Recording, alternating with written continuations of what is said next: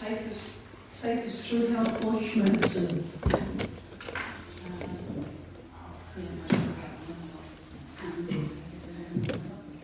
Anyone need me to stand up? No? Okay. I'm going to claim pregnant privileges and sit down. What's happened? This is the story of our night so far. It's been all projector madness.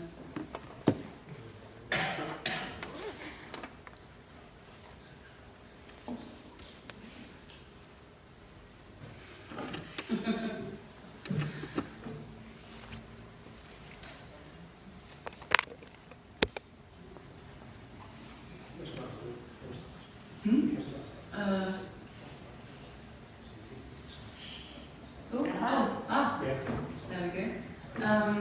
So, I do see some familiar faces in the audience, so some of this might be not news to some of you, but it seems like we've got a range of different levels of knowledge of Healthwatch Merton, so I'll be going over a little bit about who we are and what we do. So we're part of a nationwide network with 152 other local Healthwatch. There's one in every local authority area. And we gather and represent the views of the public on health and social. The link between people and the commission and provide services.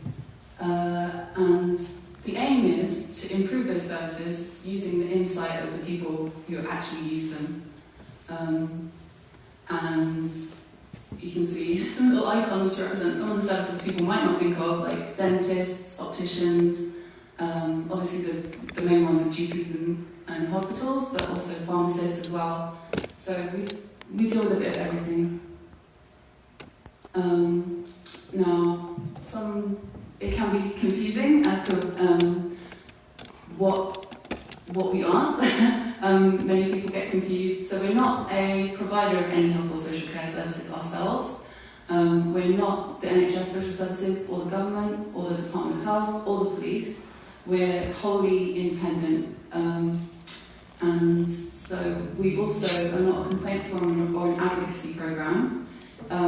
We signpost people when they have complaints to make about NHS services. The people to contact are an organisation called Power, whose details are up there, and they can actually help you resolve a case, get an apology, get something about your care changed. The role of Healthwatch is a bit more strategic in that we try to take the learning from something that might have happened to you or that you have experienced and use that to make suggestions about how policies and practices could change. So why engage with us? You could find out opportunities to volunteer on strategic reference groups. So that will be having quite a high level influence on what's going on in the local landscape. You can find information about services that you might not know about. Find out what is happening locally, what the plans are in health or social care, so that you can put forward your views on them. You can talk to us about areas that are concerning you, or also, conversely, the things that are going really well in your care. We always like to hear that because quite often people will only speak up when they have a problem, but it's equally important to know what's really working for people because that also helps the NHS and social care services to look for areas of best practice and things that they might want to duplicate across different services. And you can contribute to positive change in the services that you and your loved ones use. So there's sort of 3 different levels that we operate at. We have interaction with Healthwatch England, who's a national body that we're linked to, and they act to draw together the network of Healthwatches across the country, and they try to extract learning from all of the data that's available across that huge area, and we'll talk to, say, the government or the Department of Health or other kind of national partners on our behalf. We work on a local level in Merton with the CCG and with the council, but also across the South West London area. We work with our other local health watches in a sort of partnership way, and we also work with the South West London Health and Care Partnership. And we work with individual services and providers to help them understand what feedback we're getting about them, what people aren't telling them, basically. And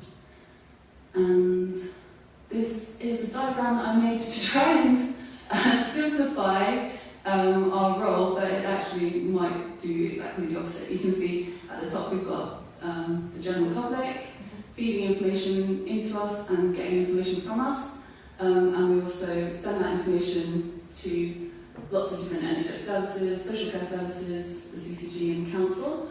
But where we act as a sort of middleman, we aren't really hoping to stay in that position. More often than not, we'd really like to make those connections direct, so make sure that the bodies who need to listen to people are more able to listen to them, and they know where to go to get people's opinions and how to get people to talk to them, and that the people in the Merton population know where they can feed in without even having to go through us. And to the side, we would obviously feed out to Healthwatch England and our network of other health watches, but also to, on the other side, various partners like the GMC and maybe like health research organisations as well. So we're kind of trying to be in the middle of everything. Two different types of information that we get.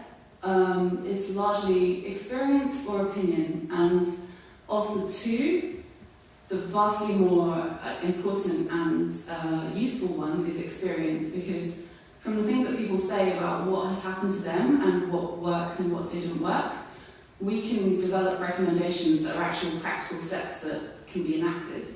Opinion is still great to have, but that's more the kind of thing that we would try to filter into the ears of our partners, so that they can listen and record and take that into account at a policy design level.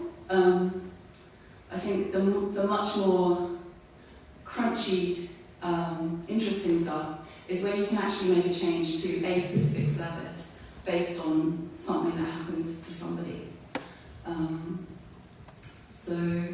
And these are just some opinions that people have given us when we're out and about on outreach.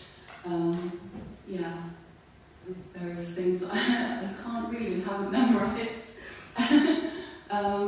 So our day-to-day is, we have a signposting service. That's another major strand, as well as gathering in information, is to try to get information out to people about the ever-changing, shifting, a range of services that people can access to help with their health and well-being, both in the voluntary sector and in the statutory sector.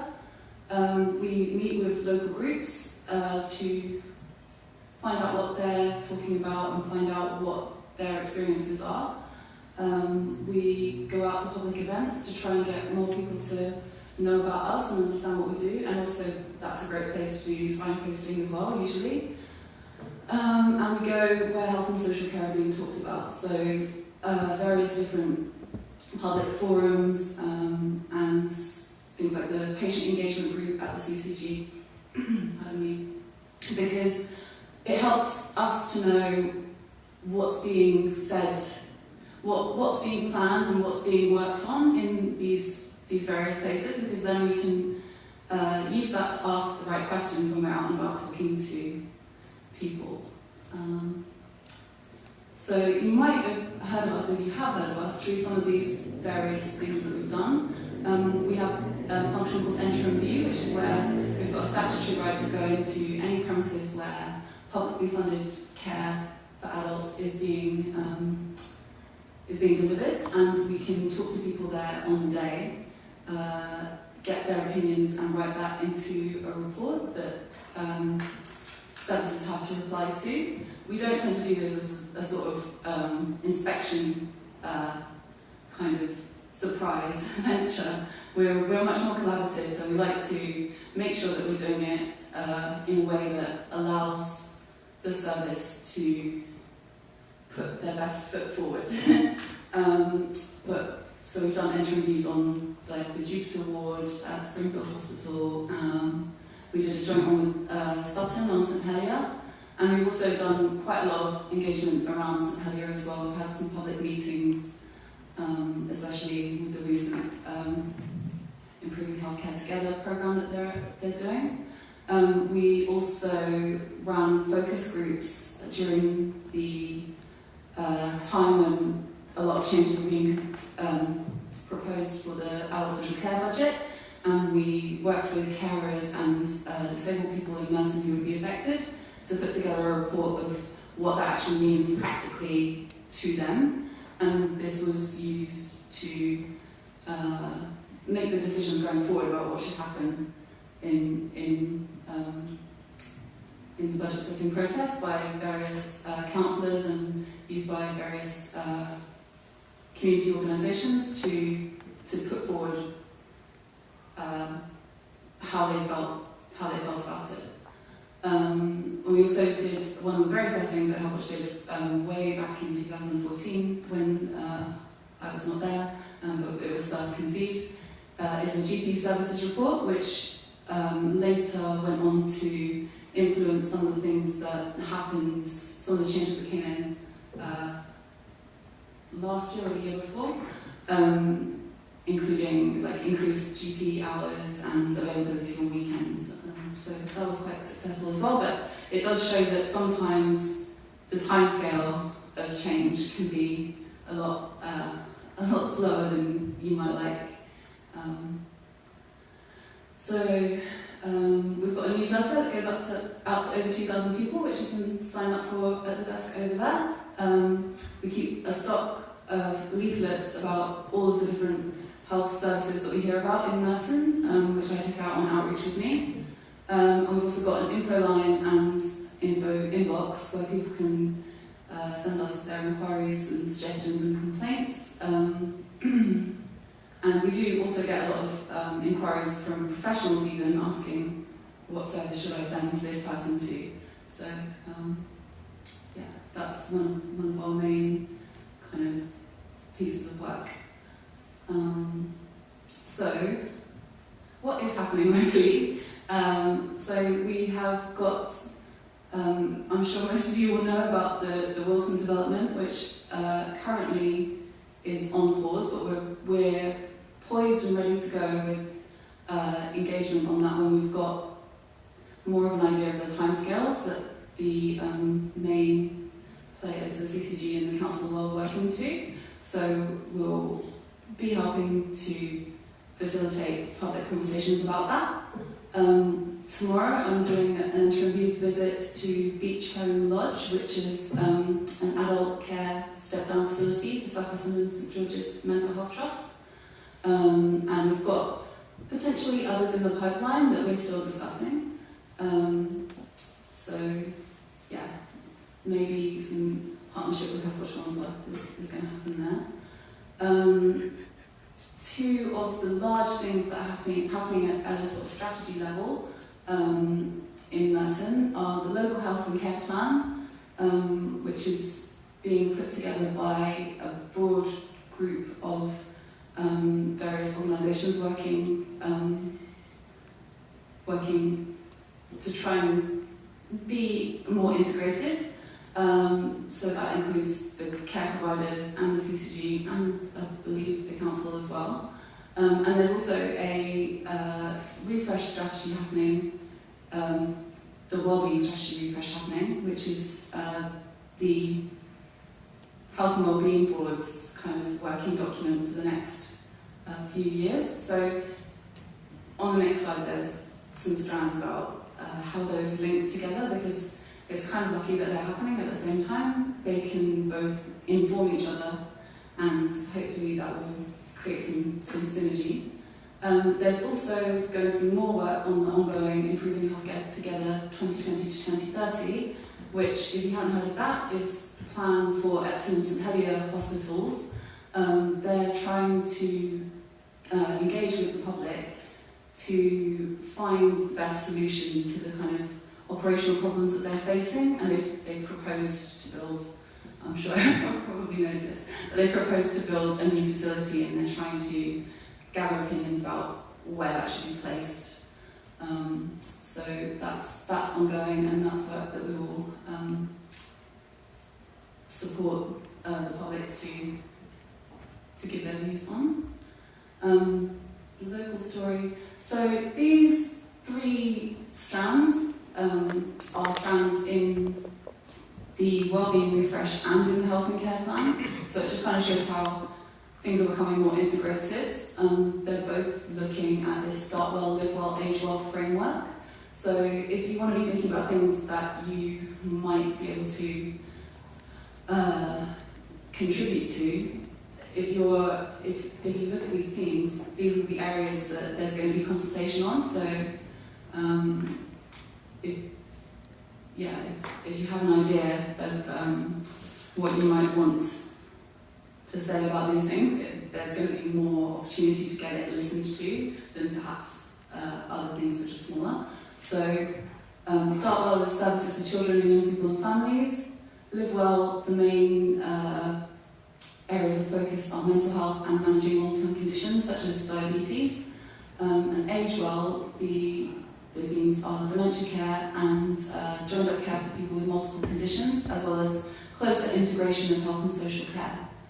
And the national story is that there's the NHS long-term plan. So this is, we'll be doing some work definitely around this between, I think, March and June. All of the Healthwatchers, as a network, we're going to address the fact that this has come out. So some of the things that they are talking about, and it's a massive long document, but this is just some of the things that I pulled out of it, are care closer to home, so network primary care and community services wrapping around people and trying to get them better out of hospital care. Digitally enabled primary and outpatient care available to all, which is a lofty aim, but that sounds like a big ask. They have several priority areas of different conditions, which are cancer, cardiovascular, maternity and neonatal, mental health, learning disability, stroke, diabetes and respiratory care. This is what's been identified as particular health needs in England. They want to support people to make informed decisions about their care and manage their conditions, and they're going to put an increased focus on prevention and health inequalities. So that means more working closely with public health departments of councils, and I think also they've got plans to cut emissions in the NHS vehicle fleet, for example. And they want to reduce pressure on emergency services, which again sounds like a big ask to me, with more same-day emergency care, particularly. And that's it. So if you've got anything that you want to say about any of those things, we are definitely listening. I mean, we're always listening, but that's just some little conversation joggers to see if anything comes to your minds. And those are our details. Thank you very much, Erin. Excuse me, while I get out of my seat.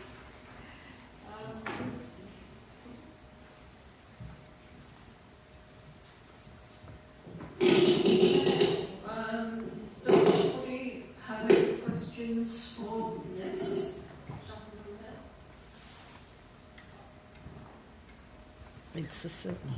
Well, firstly, thank you for your presentation and your attendance today. Before I go into the detail of what I need to ask you, I need to raise two further words with me.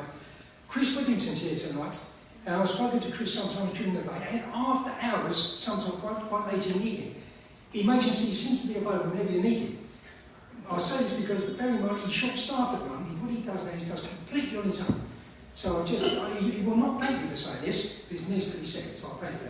The other one said also, because I'm aware that different authorities pay their councillors or they're allowed to pay different methods, I got it wrong this evening when I approached the council, I apologise to him for that. That was a misconstruction on my part. I didn't know how the structure was with this number as opposed to others. I do it, so I hope you accept my apologies for that. That's helpful to you, if I may. One is I've attended a number of meetings all over the country, and I attended one recently in the Temple, and the subject of the discussion and debate was assisted dying. As a result of that, I sent a message to the South West London for attention of something. I never got a response. The question was, although the question has been put by the government to the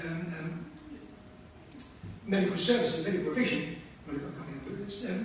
medical physicians, it's for them to decide or them to discuss with the government. My question was, will these physicians be discussing this with members of the public?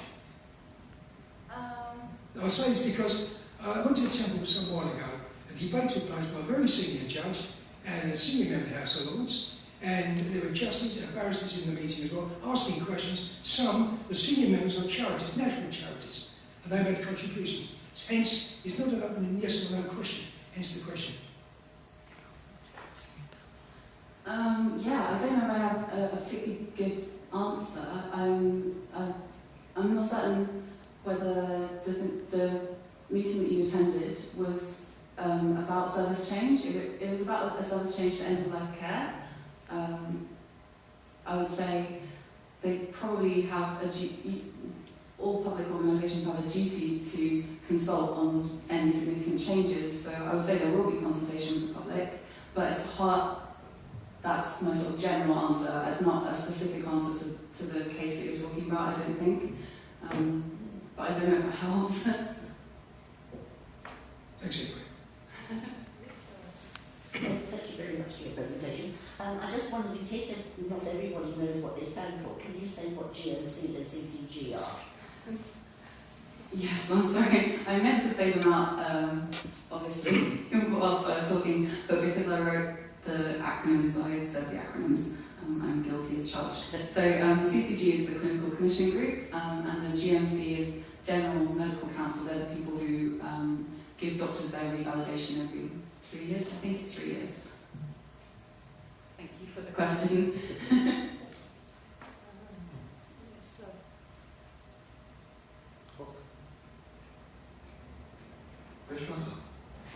Yeah, my name is Ray Layden, local resident in Hartland Way. One of the biggest threats to health, public health, is pollution. I mean, in London, the pollution levels are often above the legal limit. Is that something on your agenda? Thank you. So it's not specifically on our agenda because our hard to talk and look at you at the same time. Our agenda specifically deals with publicly funded health and social care, but I know that this is something that is on the agenda at those kind of strategy level places where things are being decided. So in the health and wellbeing strategy refresh, definitely pollution is a factor, and even interestingly in the NHS, is it called the 10-year plan? No, they changed it. Anyway, the NHS long-term plan that has just come out, they are also talking about pollution and how to combat pollution. So it seems like the joined-up approach that has long been needed is finally coming into play, which is, I find, is very encouraging.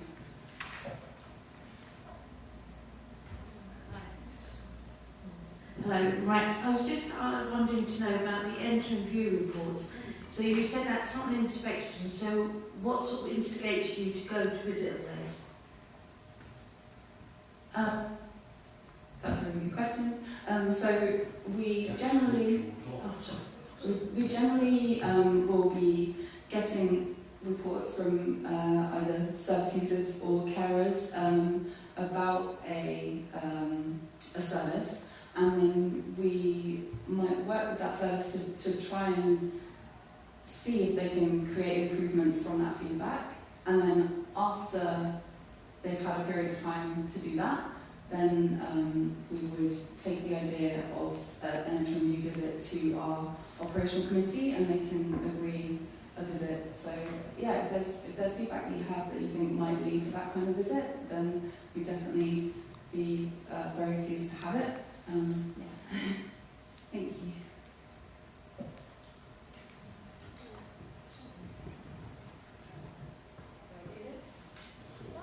Yes. Hi.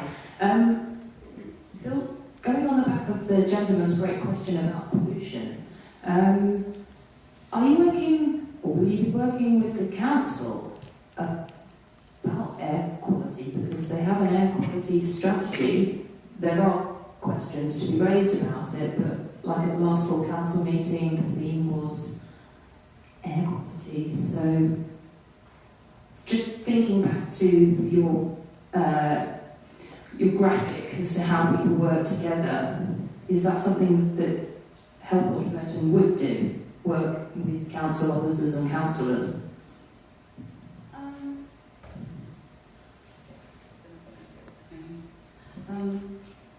It's so air pollution itself is a little bit outside of our remit. Like, it does feed in certain ways potentially. I mean, if we were getting a lot of feedback about air pollution, we could mention that at the Health and Wellbeing Board. But I think pollution comes up. Okay, I haven't actually read the agenda for the Health and Wellbeing Board in recent times, but I think pollution is definitely an area that's on their agenda, because the Director of Environment and Regeneration, Chris Lee, sits on that board. So yeah, it's hard to say, but I'm a Merton resident as well, and pollution is definitely a concern that I share, but it doesn't really link to our work directly, unfortunately.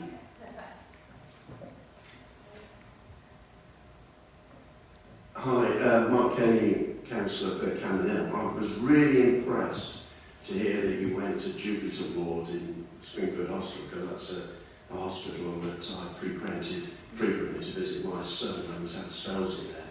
Have you visited Springfield on a number of occasions, or have you been to other psychiatric hospitals, and what was the reasoning? Was it response to the patient's care? Because I've always felt that my son has not got an opportunity to express his results, his views about his treatment, except when he rants at his home team and some of the nurses on the ward and so forth.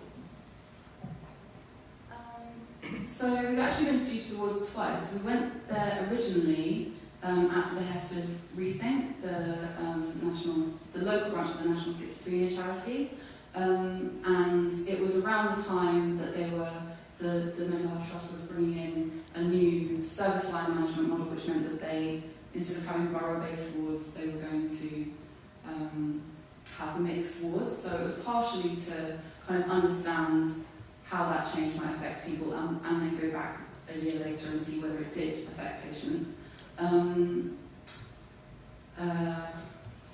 Lost the second half of your question, but we'd definitely be really interested in hearing any feedback that your relative has, that your son has. And we haven't been to any other mental health, because South West London and St George's is the place for Merton residents to go. They don't really, unless there's been some kind of problem, they wouldn't go to South London or Horsley. It's literally that's yeah. Three layers as well. Oh right, okay. But yeah, that's the mental health trust that we deal with, because that is the one that takes Merton patients. Yeah. Very good.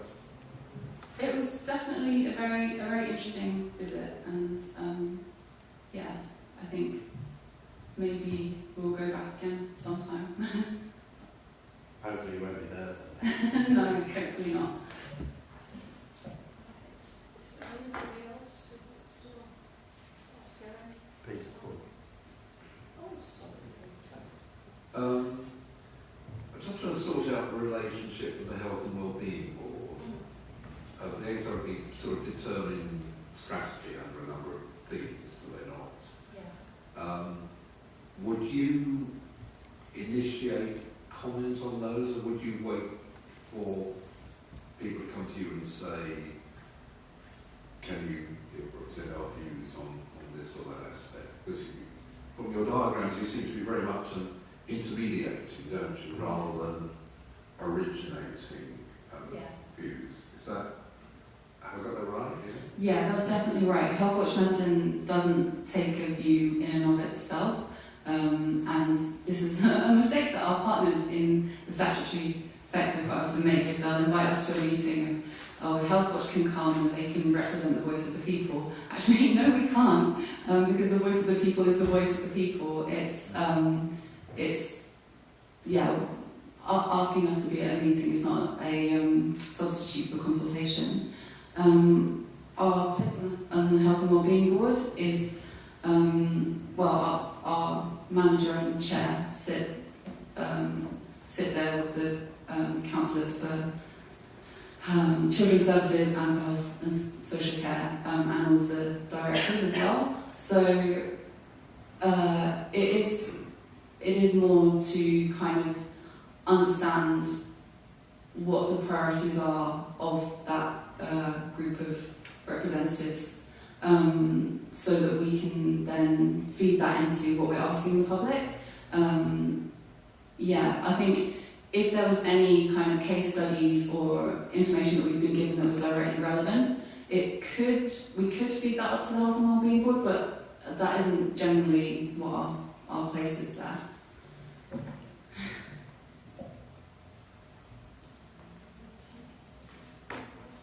Is there anybody else who wants to ask Erin something?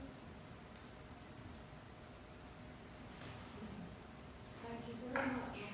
It was extremely interesting.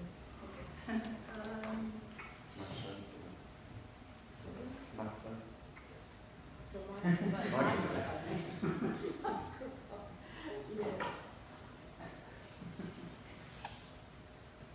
I've just turned it off. You'll be pleased to know. It's done something really, but I'm not quite sure it is. Right. Okay, now it says open forum. I don't know if anybody has anything. That gentleman there, I don't know your name. Oh, right. But thanks once more, Chair. The first item, I've got a number of items here, and I asked the meeting to be very indulgent. I'm not a public speaker, I don't speak very well in public. I don't know why it's... I beg your pardon. I don't speak very well in public, so I hope you'll indulge your patience in that way. I've got a number of items to raise here. You may wish to stop me halfway through, but somebody else may wish to speak on subjects that they're interested. But I'll pursue that way. The first item I raised about the introduction of smart meters for domestic water services. I had a smart meter fitted about a couple of years ago. Prior to that, I didn't. And the money I paid at that particular without a meter, I found affordable, etc. When I had a smart meter fitted, now I find 2 years later that when I was paying £30 a month up to 2 months ago, they requested me to pay £50 a month. Now that is a 66% increase.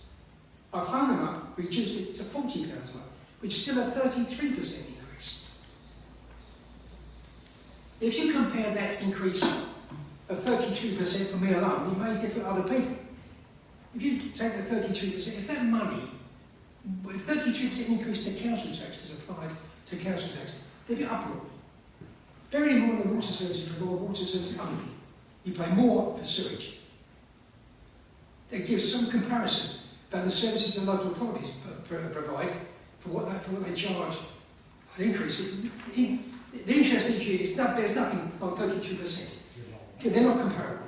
So I must offer thanks to the local authorities for what they do and the money they get. It's quite extraordinary, really.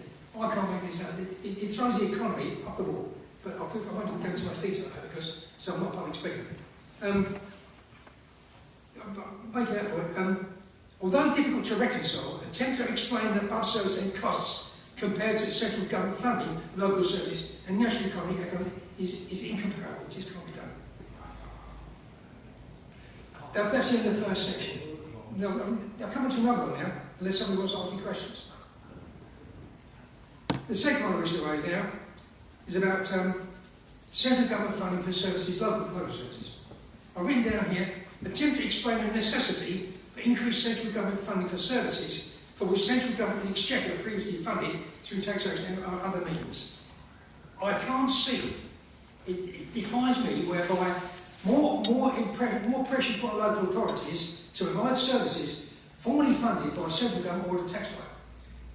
A good example of that is whereby they are asking local authorities in conjunction with the local health authority to go to extra money towards social care, in-house care, in local care homes and things of that nature, and others.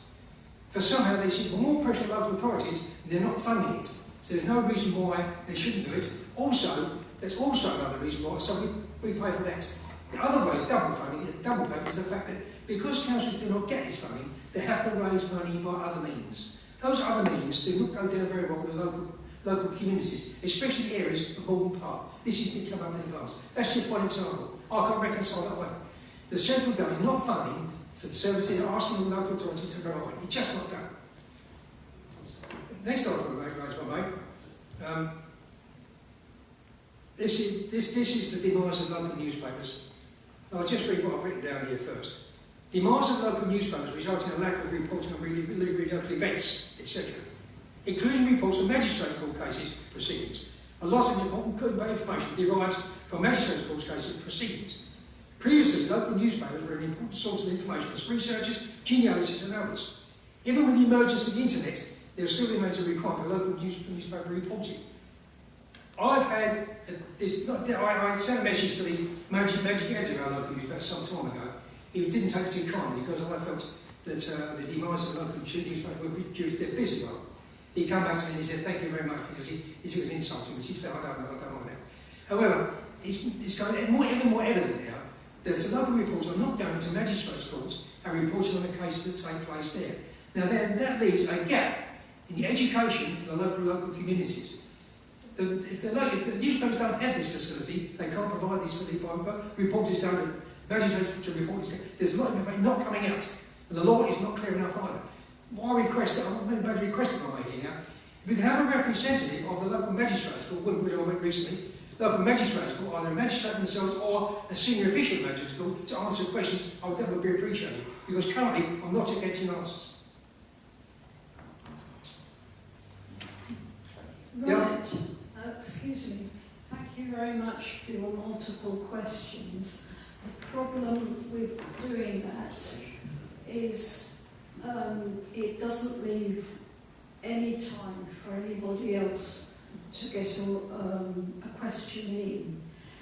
I'm not quite sure how we answer your questions. It's extremely difficult, I'm sorry to say. Can I answer? A request can be made from the local authority of magistrates court on behalf of residents, requesting a member of the magistrates court, senior member, to come to the Morden forums to make a presentation for open themselves up to Q&A session. Without that, the answer won't be forthcoming because the local press is not publishing and not reporting on these. So that's missing. That's missing in the local views. Thank you. Sorry. Yeah. It's an interesting idea. That's all I can say at the moment. Is there anybody else who wants to ask a question? Can I make a comment in response to? Sorry? Can I make a comment in response to the gentleman? Yes. I totally agree with you about the travesty of defunding of local councils. I was just wondering, have you contacted your councillors about this?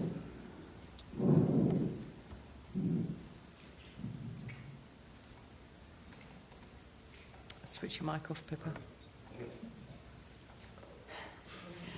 Because of my research activities, it's quite controversial. But what I say, what I write, what I do, has to be provided with evidence, has to be supported with evidence, which is what I do. Some evidence is not appreciated by those in power who can't answer what I say and what I do, what I write. So maybe I'm not as respected as I should be, maybe, or I don't respect them as they should be with what I do and what they do. So, Whereas my wife may get communications from local colleges, I don't. Thanks. The only other thing I was going to say is that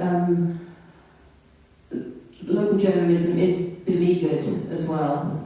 I was moaning about it with the person who I'm sat next to on the way. I know, for example, that the senior journalists would only get like £21,000 a year. And what I was going to say is, have you written to the Wimbledon Times about their lack of coverage of magistrates' courts? Because that would be a good way forward, perhaps. As I said earlier, it didn't go down very well. But now, in answer to your suggestion of a lack of reporting by newspaper staff, perhaps the suggestion go forward from somebody here, not from me, because I don't get the respect, as I understand, as in say truth to be, truth to don't believe the truth to be damaging. So if a request can come from this forum or any forum in a borough, whereby an approach will be made to local newspaper to authorise or licence a local person of respectable, for better words, whose integrity is beyond question, to act as a community reporter on behalf of the community. That's just a suggestion. A lot of what I do, I can't get access because I can't get a press card.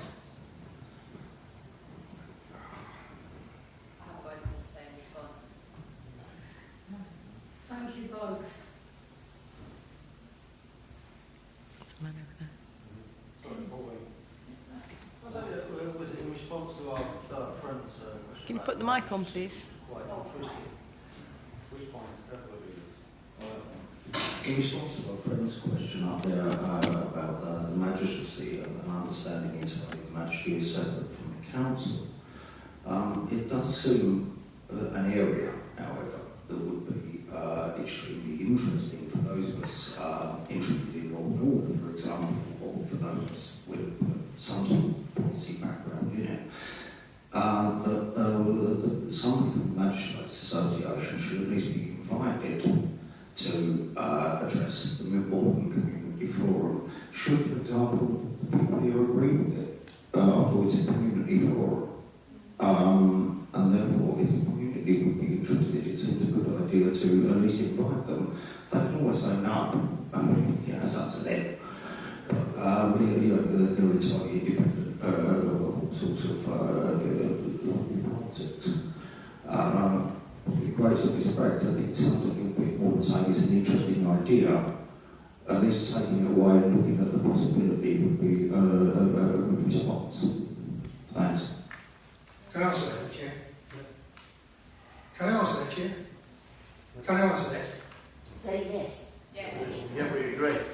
I'll try not to regret what I say, sometimes I did earlier with the council. There's a difference between a magistrate being asked to make a presentation and a legal official. One is when it's the bureaucracy that is not. And I was looking at the legal publication just yesterday. It's not clear cut. There's a vast difference between a magistrate and a clerk's report or a senior official report. Can I just ask, what is it you want to come and present on? Because that will define who then comes. Yeah. So it depends on the subject matter and who will be, it may be a comms person who comes because the court service has specialists in that kind of area. So that will be decided. In fact, you can certainly invite them and see if they'll come along, but I would need to kind of be specific to them about what it is we want to hear from them about. On the smart meter things, we've had Thames Water come to other forums before now to talk about the smart meter rollout. I don't think they've addressed things specifically about individual bills because that would be quite tricky, but they did talk about why they're doing smart meters, and it's to try and reduce usage and things like that. But if there's something specific you want magistrates, someone from magistrates will come to talk about, then perhaps you can drop me a line outside of the meeting, and then we can follow up accordingly. Can I just follow that through? Firstly, thank you for that.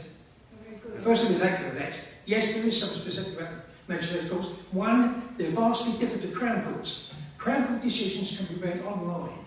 They're available online. I do it regularly. Magistrates' courts are not. They're not published anywhere. What I was basically on about is the parameters of the law and how it's applied. Can you email me?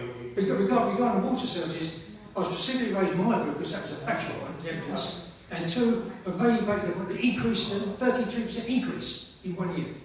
I do appreciate what you're saying, but Chris has offered to take feedback from this meeting and raise the matter at the next meeting. And I think that's a sensible way to go forward. I thank Chris for the offer and I'll do so. Sorry? I thank Chris for his offer and I will do so. Thank you. Okay. Right, yes. I'm sorry, I thought we were just filming.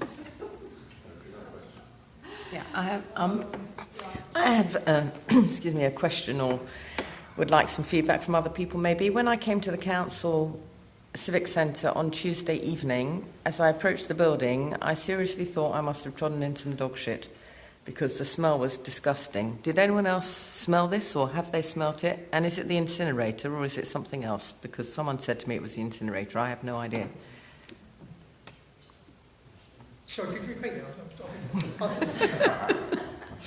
When I came to the council chamber on Tuesday evening, as I approached the building, it smelt as though I had trodden in dog doo-doos because of the stink. And it followed me into the building for a few feet, and it disappeared before I looked at the bottom of my shoes. So, has anyone else smelt this, and do you know what it is? I heard people commenting on it on Tuesday. How did you repeat that without a smile on your face?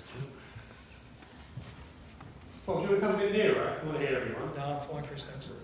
I can see everybody in there sneering. Sorry, can I just say in response to the lady up there, it was certainly quite a strong smell around the Central Road in St Helier where I live on Tuesday evening, and more towards sort of later evening, about 11 o'clock-ish, where sometimes the general air quality, it seems in my little part of St Helier, is extraordinarily poor.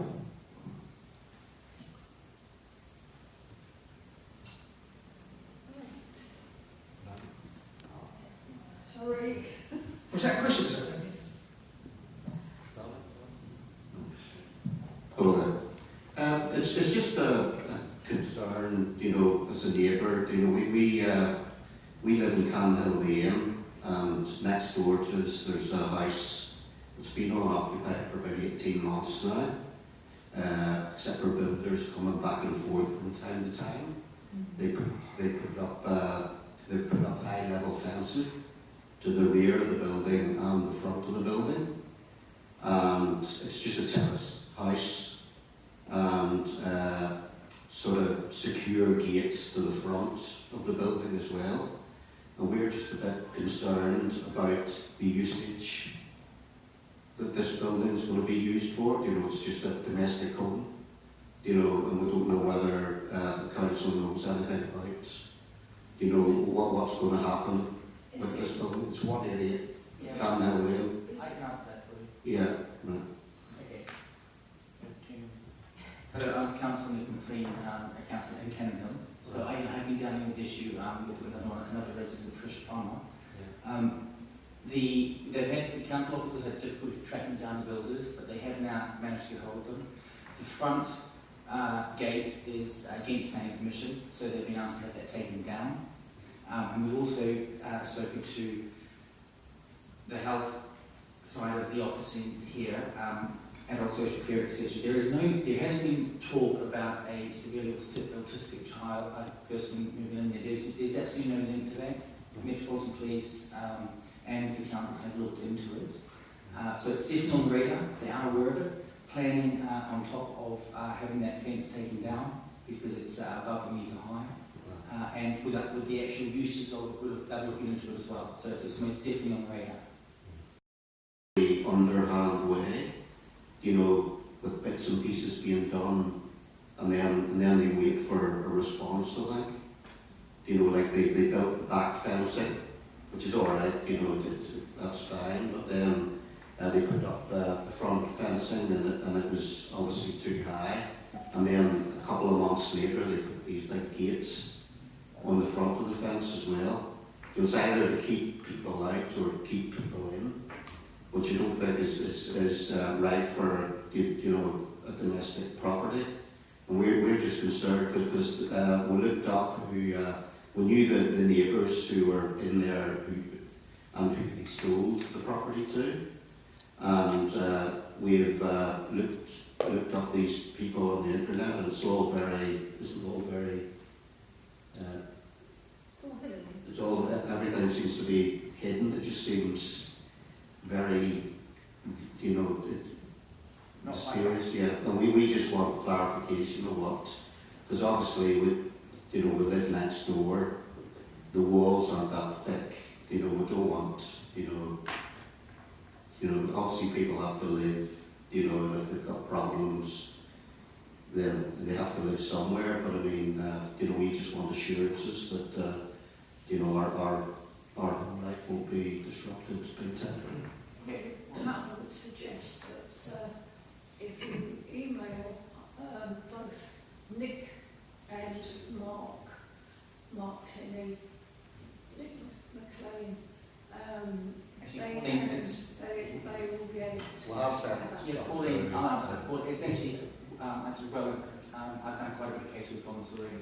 Several emails from Neil Fieldo, the safety of the police and everything else. So we really are on it. You are correct. They have had a lot of difficulty tracking the owners down. The builders initially refused to give the mobile telephone numbers for the owners. However, we have managed to get that out of them now, and planning enforcement have made contact to get things down, and the other relevant officers are looking into what the usage is. Stephen Hammond's office is also involved. Yes, yeah. So Sally's been very good, Sally Hammond. So we really are on top of it. We're well aware of it, and we are working through the secrecy element to work out. But unfortunately, there are procedures that and that's probably not what you want to hear. But there are procedures we follow. But we are definitely, all the relevant agencies, Stephen Hammond and myself, are on top of it. Yeah, I appreciate that. All right. Right. Anybody else? Yeah, I think I might Yes. just add something on the council when they dish out crossovers. I live in the St Helier ward, and I have taken this up with the local ward councillors, but I just want to put on the record my unhappiness that the council officers, they give out permission without really proper regard for consequences.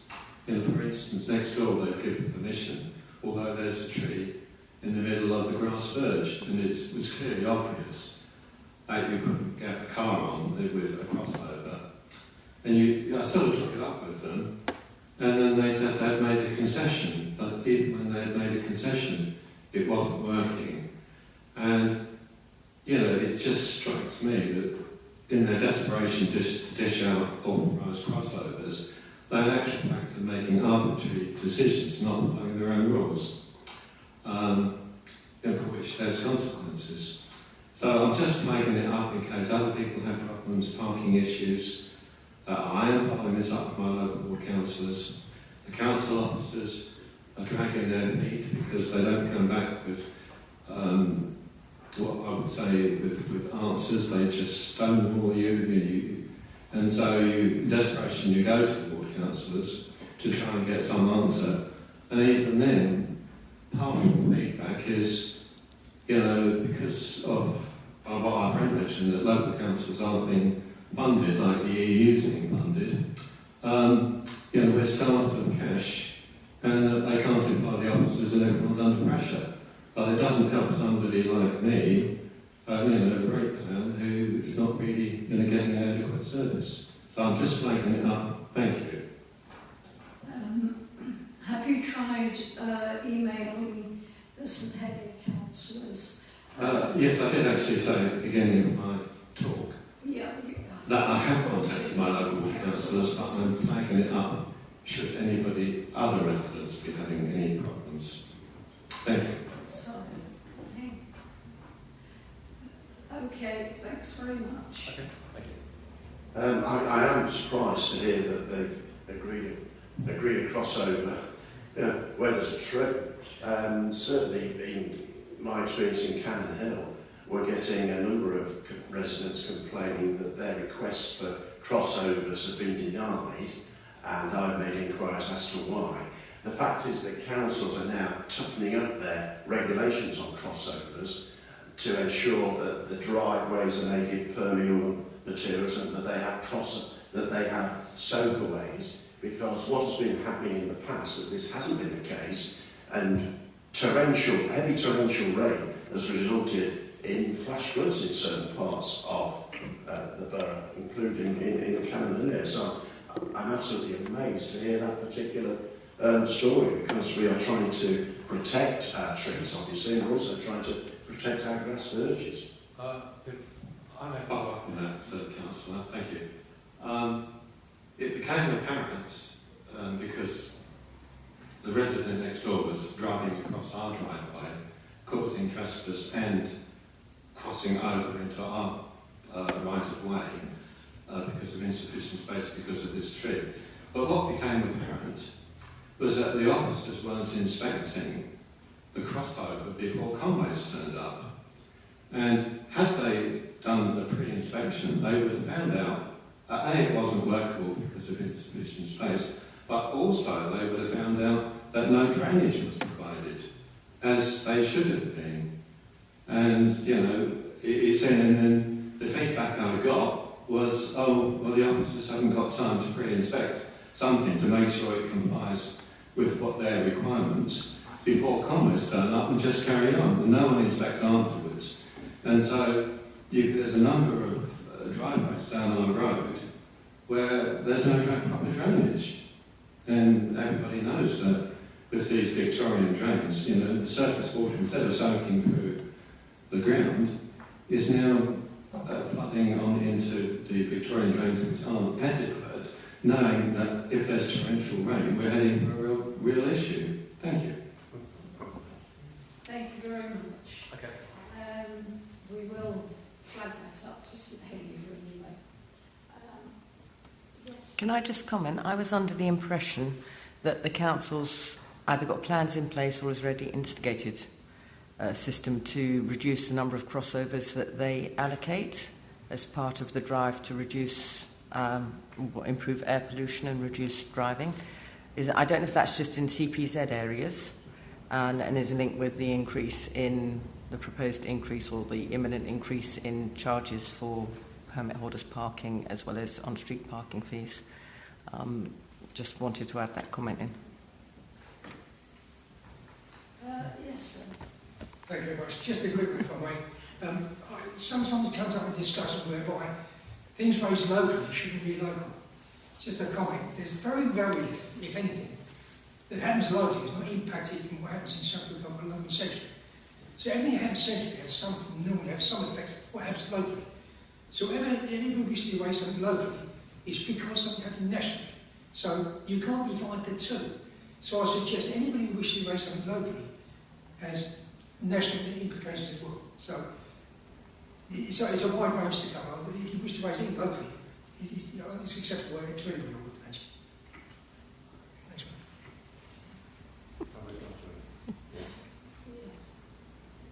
I'm not aware, and possibly other councillors here might correct me, that there is an actual policy in terms of driving down the number of crossovers. People apply for, residents apply for them. They have to pay for them, incidentally, so the issue of central funding in relation to them is irrelevant, and they aren't cheap to actually get permission for, to be perfectly honest. But I'm not aware that there's any policy to actually drive down, but it is more complicated now to get a crossover, and it's also pretty expensive. I could just add to that. Councillor Kenny's right. They have altered the dimensions, certainly from the distance between the footpath and the front of the house, so it is more difficult to comply. I'm very surprised, sir, of what you've just described, because that's just clearly shouldn't be happening. A surveyor should be coming out and reviewing. The crossover end is not supposed to be closer than 1 metre from a tree, so having one right in the middle clearly is not compliant. So I'm not sure how that's or why that's happening, that's clearly a mistake, because as Mark's old council committee said, they're not, they're expensive, and part of that money is to ensure, or that fee is to ensure that a surveyor comes out and ensures that it's correct. And Conway certainly shouldn't be turning up until that's been signed on. But I'm also not aware of any policy to offer a reduction in crossovers. I heard Chris Lee say it, I think it was, at a meeting. I'm going to look into that.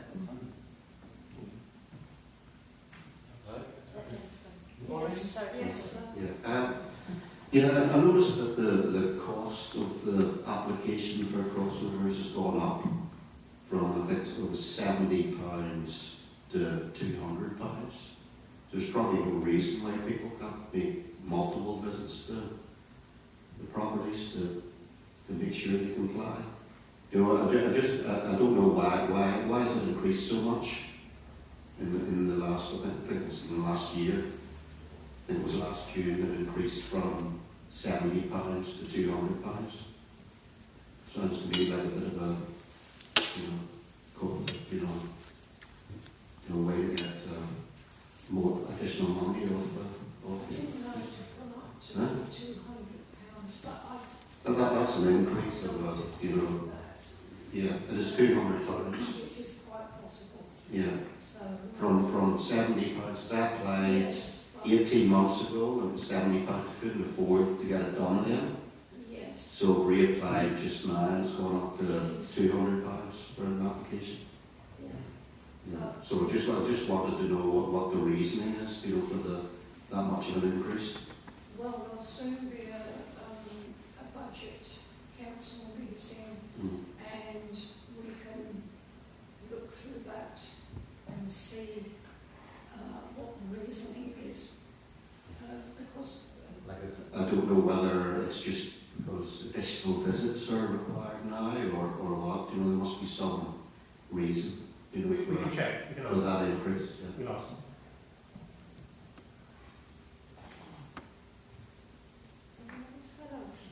Just to add to the discussion on crossovers, there has been a clampdown on illegal crossovers where people have taken to driving straight off their hard-standing into the road without a crossover being formed and paid for, and that's been done quite effectively by coming on putting a follow-up.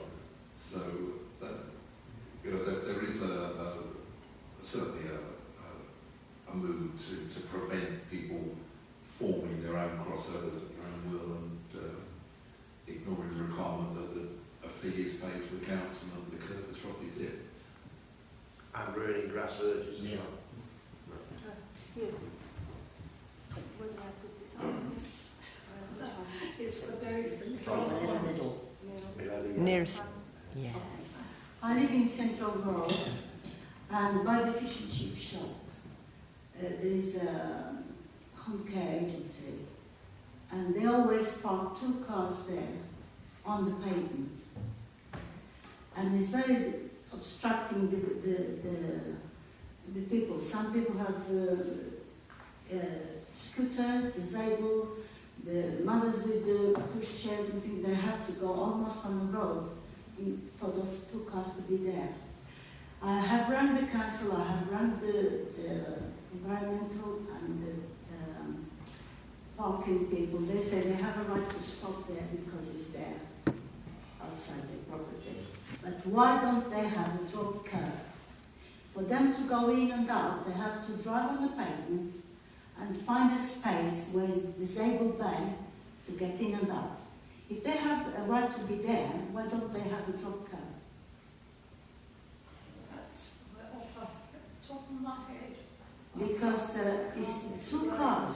Some come up almost by the telephone box, and it's a path on the green, and the public has to go around those 2 cars to park.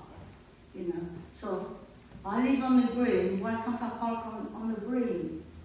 If they have a right to park there.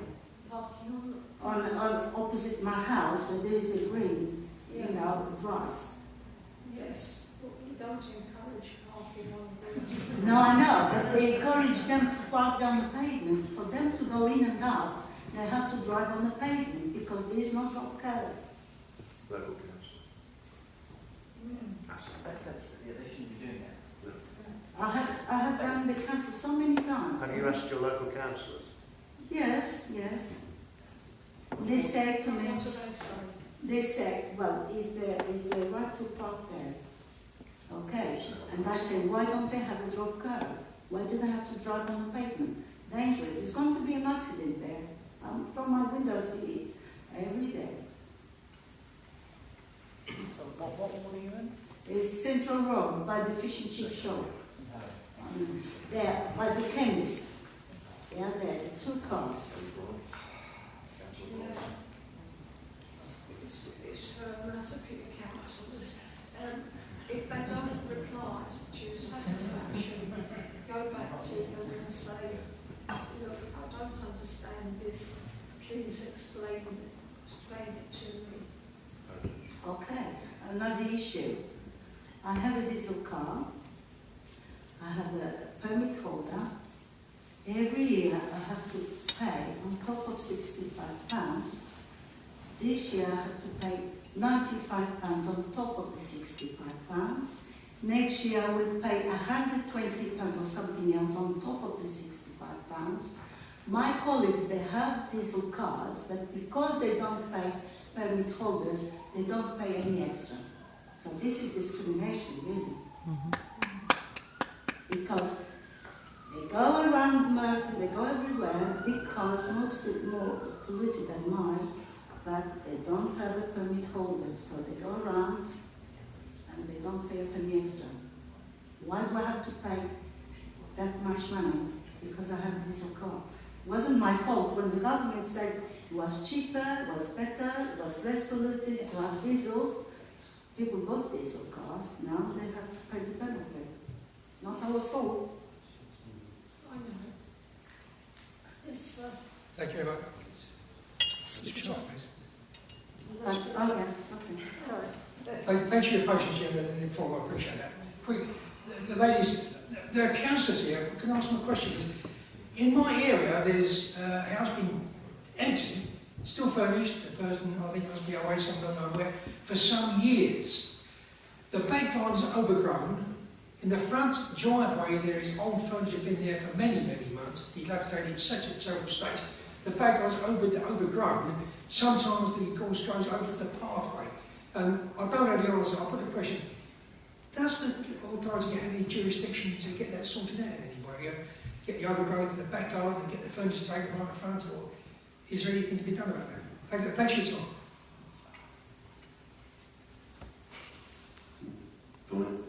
time. Obviously, if it goes into a public footpath, then we can take action, but I would suggest that you contact us and we have a look at the actual building. So if you want to speak, are you in Cannon Hill Ward? No. My council's not here, I don't think. Sorry, just an example. My council's not here this evening. But thanks, I'll thank you for observing. Yes.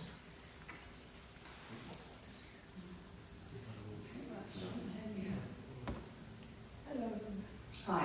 A couple of questions about this format, because this is the only the second Morden Community Forum that I've been to. My first question is is this being minuted? Yeah. Okay, thanks. And off the back of that, if I have a complaint about the minutes from the last meeting, who do I direct that to? Me. Okay, thanks. Okay. My second question is, it strikes me that part of the reason that there's a lot of questions being asked and not a lot of answers being given. Is it not compulsory for ward councillors to be here? Normally, and I can answer this one, yes, most of the councillors would be here, certainly the Labour councillors.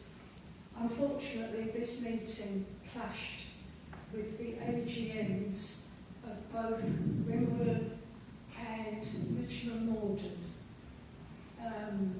So they're on today. Strictly speaking, myself and Mark should be at the Wimbledon AGM,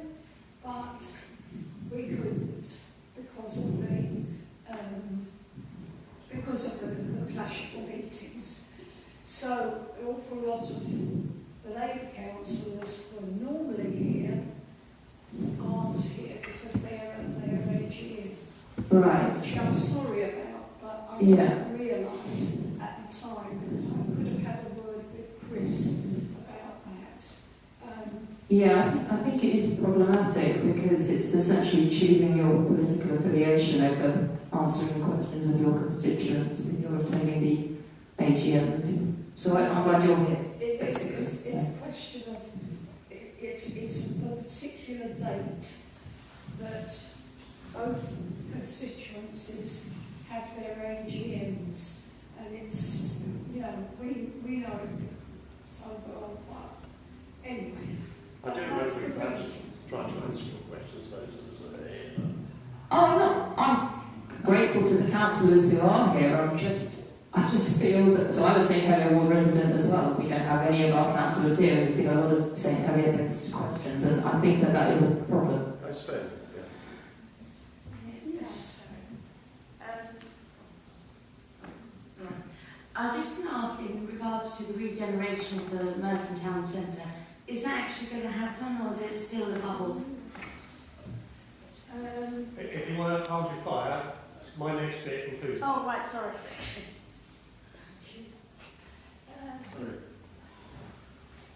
Just the last one. Just the last. Switch on. Oh, thank you. No, switch on. Sorry. You switch on. You first. Thanks. No, I appreciate it. Thanks for that. No, one thing, sorry, I'm really sorry. Just a question. My understanding is the written minutes are the official minutes. Official minutes. However, this proceedings is being recorded. Therefore, whatever said to and from by anybody is recorded and can therefore be undeniable. The evidence is there, and it can't be denied. Great. Thank you. That's it, we did. Just a point of general clarification in relation to our friend there at the problem with cars parked outside the campus on the pavement. In what circumstances is it actually legal to park on a pavement? Because last year actually was not some outside that agency said no parking on the pavement, but they do. Well, if it's their own, if it belongs to the people who are parking on the pavement, yes, they are allowed to. I've known it in several places in the borough. But yes, that is. Okay, I understand that. But if we want to go and drive on our driveway, we have to have drop curb. Yes. Why don't they have a drop curb? If they allow, if it's their right to have their cars there, why do they have to drive in and out of the I think we have to look into this outside the meeting. We're not going to give you an answer tonight, I'm afraid. You said you don't know, so we'll have to follow that. Yeah. Okay? They might have. Yeah. So, when you see on Central Road, this is a public footpath. There is no, as far as I'm aware, nowhere apart from perhaps the drop, the crossover into the Central Road garage, where a group of people who are playing in the neck at the best of times. Anyway, but the rest of it is, the care place is near the chip shop, the chemists, a little parade of shops. It seems to me to be illogical that a small part of the footpath outside of the care place is actually owned, or they have the right to use a public footpath, surely. I appreciate that you're going to look into it, but it is a matter that I've noticed this myself. I live in Central Road. In relation to the absence of some earlier Labour councillors, I'm not a councillor. I'm a member of the earlier Labour Party. I'm just an interest here, and I'm just anything where I'm probably happy to raise with the councillors to let them know what's been said.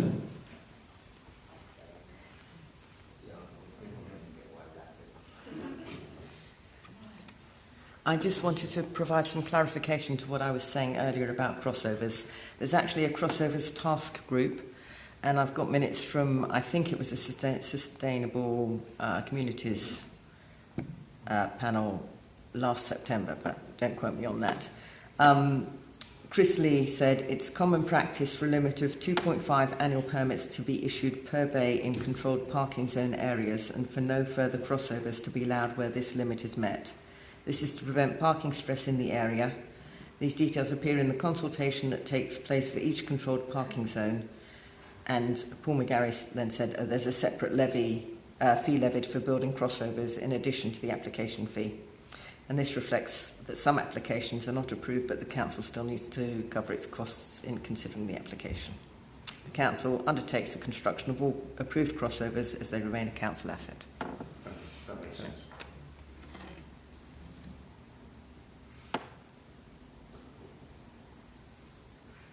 Anybody else? Just one thing, mate. The recording will go worldwide. So who's spoken this evening will go worldwide, is my understanding. Really? Good God. I don't know what the viewing figures will be like.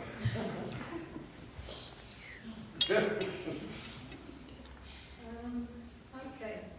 Forthcoming events and consultations. I can. That's me. Right. Got some slides.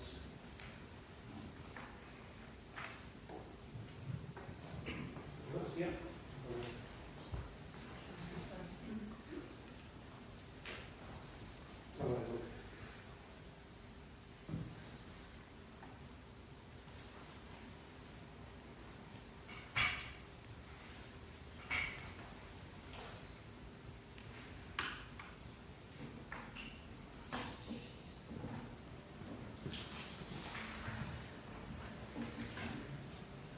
So there's quite a few events and things coming up. I thought it was helpful just to run through some of those, so you've got them in diaries and know what's going on.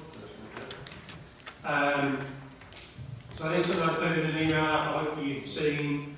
Heathrow Airport is currently undertaking a consultation about their plans to expand their airspace and how that would be used if they build the new runway. That closes on Monday, so if you want to contribute, you haven't got much time, you can do so through that website address. They did have an event in Wimbledon, there only one per borough, but I don't know if anyone went to that event, but it is quite a big complex thing, but what would be quite clear is there would be quite an increase in aircraft flying over this borough as a result of the revised plans, but you won't have to get involved. Also, transport related, when the Mayor of London produces a new transport plan, as he has done recently, local authorities then produce their own plans in response. These are lovingly called the local implementation plans, or LIPs. And so our third LIP is about to go out to consultation. That will start tomorrow. If you go to that address, that's you'll find all of our open consultations and old ones as well. And there's a link there to the page which has all the documentation on it, so you can find out what the plans are. There's quite a strong focus this time on health and air quality, as we've been discussing earlier, and around improving public transport experiences. So you'll be able to get involved in that. So that will run from tomorrow until the 12th of April. Bit of good news. There's going to be an opening ceremony for the Morden Leisure Centre. I think the working date at the moment is the 30th of March, that's the plan. I don't have any more details at the moment. Hope to be making announcements shortly. I'm sure it will be a fun day anyway. From 2 p.m. onwards. From 2 p.m. onwards, okay. So all will be welcome, so that should be fun. So I'll start the Morden Regeneration Programme. So there's still lots of behind-the-scenes discussions with our partners at London, GLA and TfL. It's quite a complicated project with lots of moving parts and different funding schemes, and so it's been a bit untidy, which is why it's taken as long as it has. But all parties are committed to making it happen. It's just a question of going through the processes that we need to. It will take quite a bit of time to get done with. We had a consultation on the draft local plan, and that included Morden Town Centre issues. The results for that, I understand, will be published next week. So we'll be able to see what people said to that with that consultation. And they also did some stuff specifically on Morden with some pop-up events around the tube station and outside the Civic here. And then there's some focus groups with local businesses and other stakeholders. So those results will be published as well. I couldn't give you a date on that quite yet, but hopefully soon. If you've got any more specific queries, that's the team email address for the development of our in-house colleagues at Future Merton. There is also a newsletter that they produce sometimes, so you can get registered for that, and then it's very nice when it does come. Some of us are on the actual steering group for that. We're going to meet every 6 weeks. Social prescribing, does anyone know what that is? Or is that even more jargon than Erin probably does? Yeah. So for those who don't know, social prescribing is something the NHS has introduced very recently. It's acknowledgement that people go and see their GP for health issues that aren't health care issues, because there are other things that affect their health, like employment and training and other kind of support needs that the GP can't fix. So we piloted a scheme in this borough with MVSC and Healthwatch leading on that, where someone who's an expert in what local services are available works with the GPs. The GP refers the patient to that person then sits down with them. The community navigator, I think the term was using it. Originally community navigator the first half, but they will become social prescribers. Coordinators. Yeah, so the coordinators then are able to put those patients in contact with relevant local organisations. We were discussing this last night in Mitcham, and Common Side Trust there has had a lot of people come through schools as a result.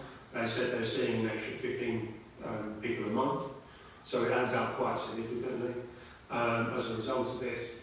And it means that people can get the support for their health needs that isn't actually NHS related, it can be done by somebody else. But the CCG want to make a big fanfare out of this because it's something that Merton's doing that isn't being done in many other places. It's building, and they're rolling it out to Wandsworth as well. So they're having an event, apparently it's a social prescribing day. Take most things of this, but on the 14th of March they're having an event. It's actually over the border in Tooting, but if you go to that website you can find more information if you're interested in going.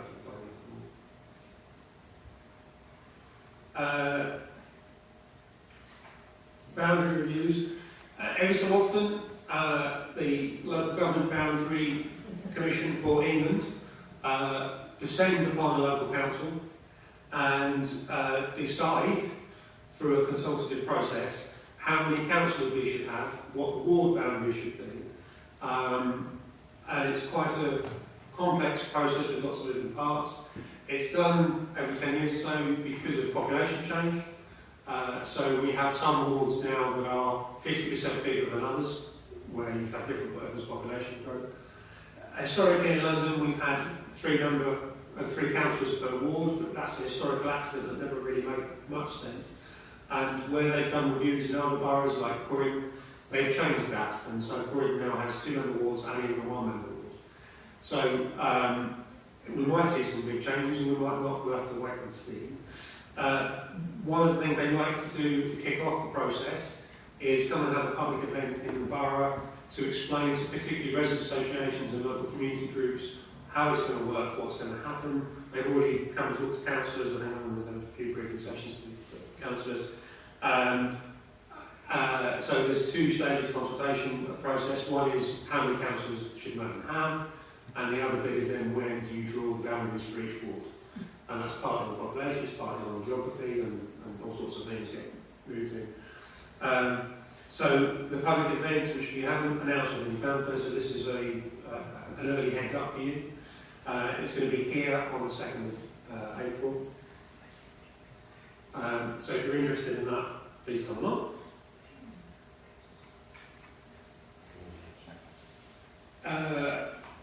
Coming up in January, we decided that it would make available from the community infrastructure levy. And that's the money that the council charges developers for building in the borough. It's going to make some of the money available for wards for fairly small projects. So they're making £15,000 available for every ward in the borough from that pot of money. The application process is due open soon. I know because I'm helping build it on our website.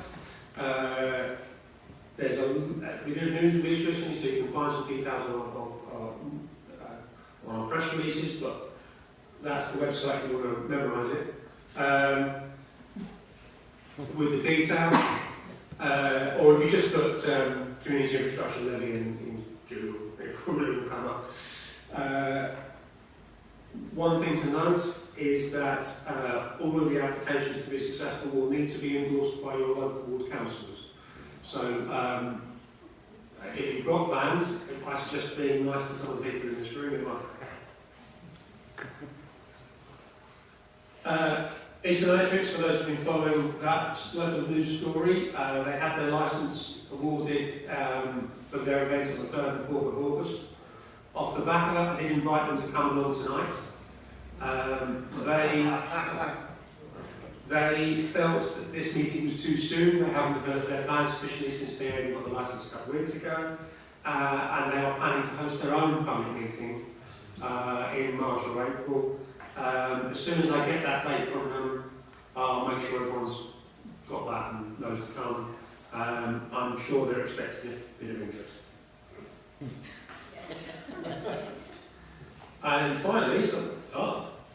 The Antiques Roadshow, for those who like Fiona Bruce and that TV show, is coming to Morden Hall Park on Sunday the 2nd of June. They've been before. It's free entry, you don't need a ticket or anything, just rock up. However, the car park is only available to those who've been pre-designated as special. So if you want to bring the piano or a very large piece of furniture, get in contact with them now so you can get booked in and get a car park space, because otherwise you'll have to carry it from probably Satan's car park. Good luck with that. Whereabouts are they actually doing it? In the stable yard? I don't know. Because I think the stuff it obviously wouldn't be. And then you've got the hall itself, which is... Well, when I'd imagine, when I've seen it on the telly, they seem to take over every single part of the site. Because they have outdoorsy stuff and indoorsy stuff, and then to some extent, I suppose that's fine. Where the indoor place would be, though. Yeah, so I guess that part of that will be the weather. But I would imagine every nook and cranny will be filled with antiques and experts. Carriers. So if anyone's interested in that, that looks fun. And that's it. No, my responsibility is for incoming consultations, not outgoing ones.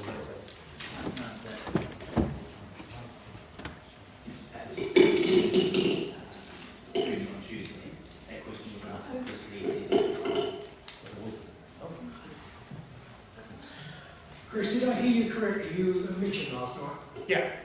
And had you Mitcham last night? Had you replied to me last night by email? So I phone called this morning twice.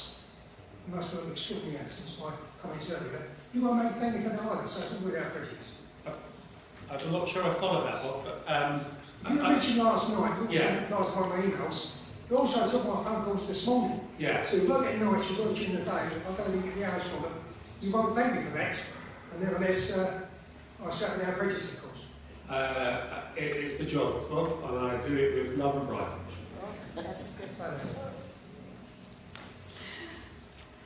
Right. Thank you for that. The date of the next meeting is on Wednesday, well, 7:15 as usual, on Wednesday the 16th of October. And the following date is on Wednesday the 28th of February 2020. So, you have the information there. So please come along. I'll just say one thing, Chair. Chris did mention a meeting taking place that English Electric will be arranging. Just a caution, if I may. When I went to one of English Electric's earlier, they produced minutes. Fortunately, I also audio recorded that meeting. When I read the minutes, there was no relation to what happened in the meeting. So it is possible that it should be recorded. That would be an advantage. Well, I know there were minutes. East Electric, I'm sorry, that's yeah, I don't know. Because the English Electric Committees, they have control over what's written down. If it's recorded, it's evidence. Yes, they weren't recorded, but, you know, obviously what happened, if you was like, yes, I'm afraid I can't say it.